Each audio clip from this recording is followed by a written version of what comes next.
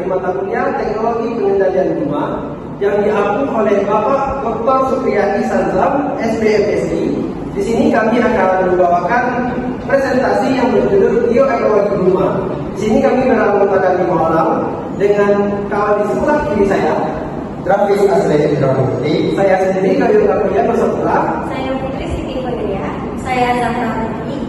Ayah dari Tiap. Nah, sebelum kita masuk ke pembahasan, kita akan mempelajari dulu apa sih sebenarnya pengertian dari Gulma. Untuk pembahasan, di sini kami menggunakan 2 referensi.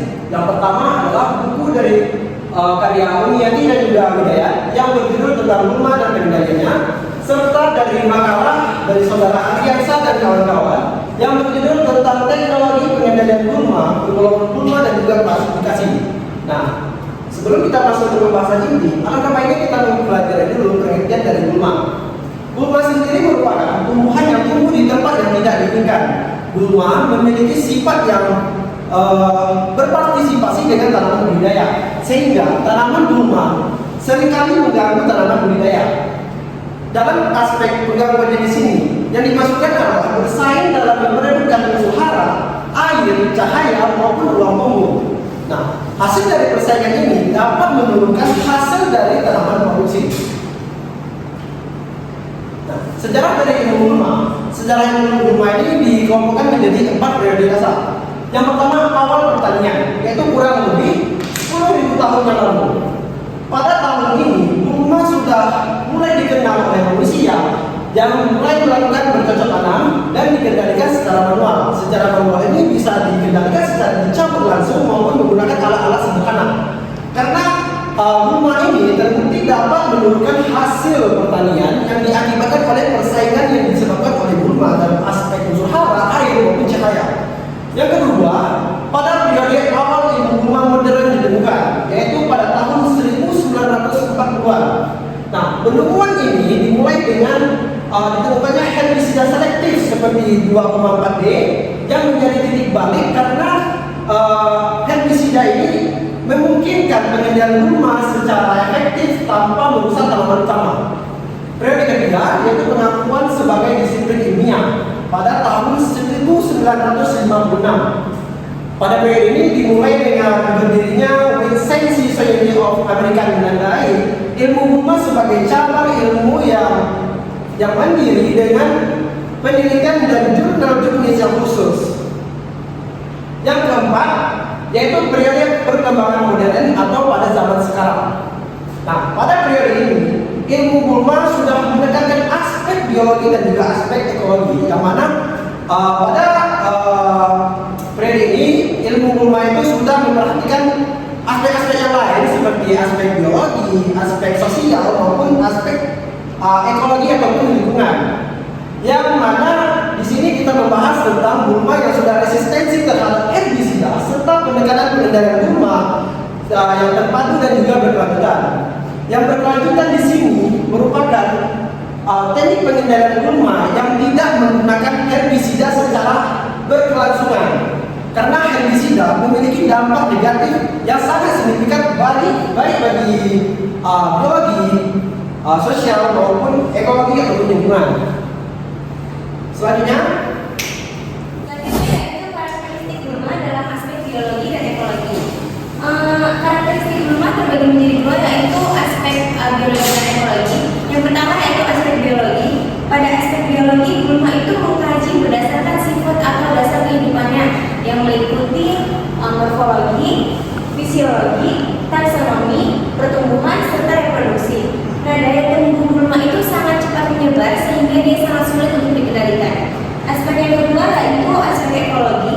Nah, aspek gulma ini mempelajari tentang hubungannya dengan lingkungan yang meliputi perkembangan suatu spesies dalam satu populasi dan perkembangan suatu populasi dalam suatu komunitas. Baiklah, selanjutnya yaitu ciri-ciri gulma. Lalu ciri-ciri selanjutnya yaitu gulma ini dapat menghasilkan biji yang sangat banyak. Nah, jadi walaupun sebagiannya mati, tetap ada yang tumbuh lagi. Biji-bijinya ini tersimpan di bawah-bawah tanah atau bisa kita sebut dengan seed bank sebagai cadangannya. Lalu ciri-ciri selanjutnya gulma itu berkembang biak secara generatif dan vegetatif. Nah, gulma ini punya dua cara untuk bertahan.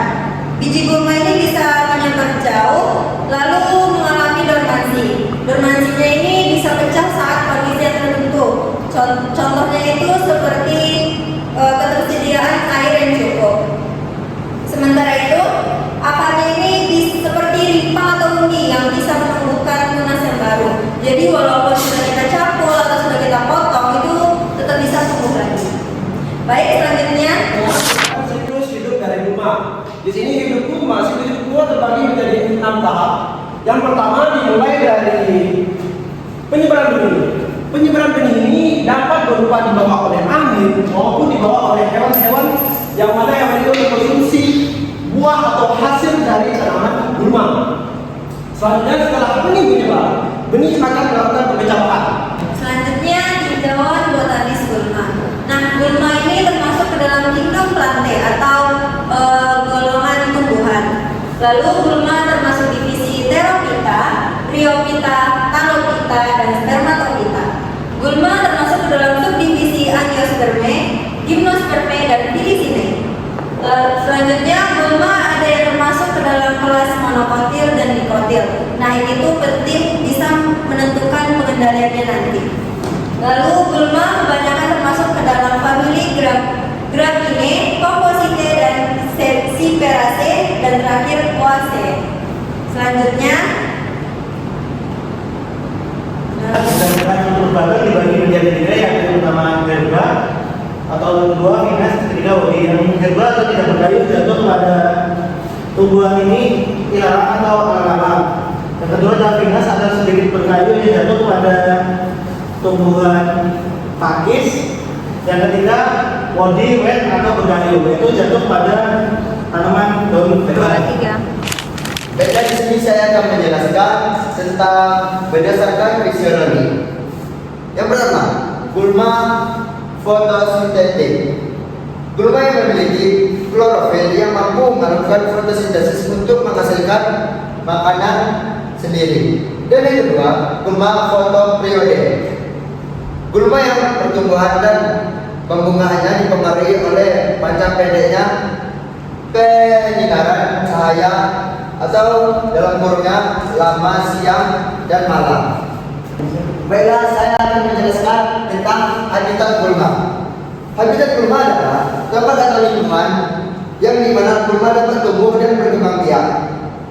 Berdasarkan kondisi lahan, habitat gulma dibagi menjadi 4 bagian. Yang pertama, lahan kering, lahan basah, perairan, dan lahan dalam atau tepi jalan. Dan yang pertama, lahan kering atau ladang, kebun, dan tenggalan. Gulma tumbuh pada tanah yang tidak tergenang air, biasanya mengandalkan curah hujan sebagai sumber airnya. Dan yang kedua, lahan basah atau sawah. Gulma tumbuh pada tanah yang lembab atau tergenang air sementara seperti area sawah. Dan yang ketiga, perairan atau gulma air.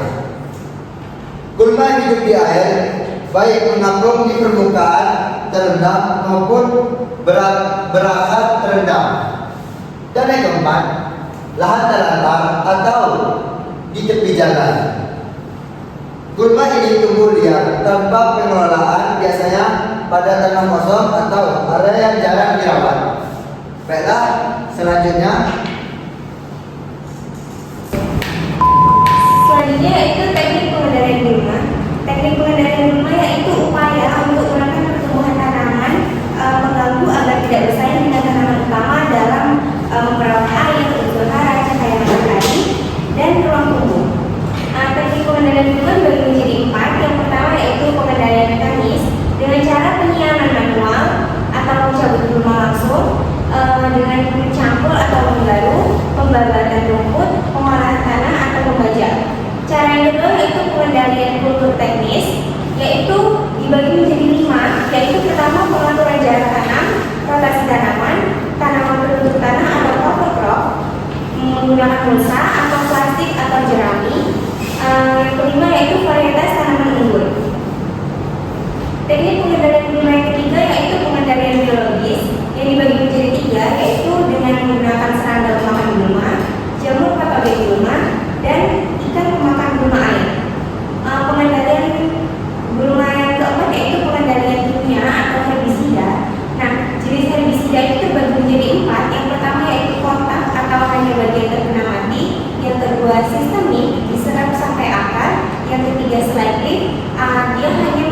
gulma tertentu. Dan yang keempat yaitu translatif.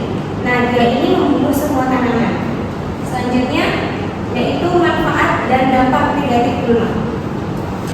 Baiklah, saya akan menjelaskan tentang manfaat dan dampak negatif gulma. Yang pertama adalah menjaga kesuburan dan struktur tanah, yang mana gulma yang terurai menjadi bahan organik sehingga tanah lebih gembur dan subur. Yang kedua ada mengurangi erosi tanah, yang mana agar gulma membantu mengikat partikel tanah agar tidak mudah terbawa air dan angin. Yang ketiga ada menjadi penutup tanah alami. Gulma mengikuti permukaan tanah dari sinar matahari dan benturan air hujan. Yang keempat, mengurangi penguapan air tanah. Keberadaan gulma menjaga kelembaban tanah sehingga airnya cepat hilang. Yang kelima, sumber pakan ternak. Beberapa gulma dapat dimanfaatkan sebagai hijauan pakan setelah dipilih dengan baik. Yang keenam ada tanaman obat tradisional. Beberapa gulma dapat dimanfaatkan untuk kandungan alami yang bermanfaat untuk pengobatan. Baiklah, dampak negatifnya ada bersaing dengan tanaman budidaya, yang dimana gulma menyerap air, hara, cahaya, dan ruang tumbuh yang dibutuhkan tanaman utama. Yang kedua adalah menurunkan hasil panen. Persaingan tersebut menyebabkan pertumbuhan. Sekian presentasi yang dapat kami lakukan. Mungkin dalam presentasi kami masih mengandung sedikit banyaknya kekurangan dan juga ada beberapa kesalahan. Kami memohon kepada dosen maupun teman-teman untuk memberikan saran dan juga kritik yang membangun agar kedepannya lebih baik. Lebih dan kurangnya kami mohon maaf. Wabillahi taufiq wal hidayah. Wassalamualaikum warahmatullahi wabarakatuh. Saat semua tak jelas arahnya, kita hanya punya bersama, melewati syurang terjalnya dunia. Ramai sepi ini milik bersama. Saat terasa berat-beratnya, ku tahu kau pun berjuang juga.